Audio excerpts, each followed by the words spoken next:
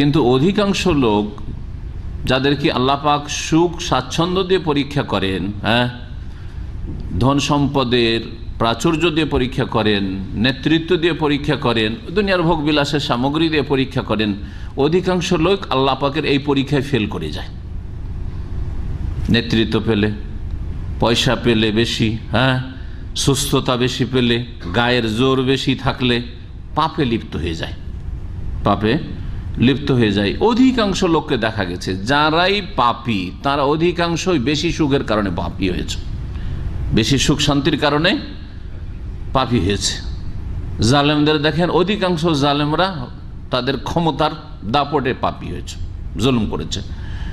এইরকমই ধন সম্পদের অহংকারে পাপে লিপ্ত হয়েছে, বহু পাপে লিপ্ত হয়েছে। তার মধ্যে একটি বড় পাপ হচ্ছে অহংকার, ধনের অহংকার, নেতৃত্বের অহংকার,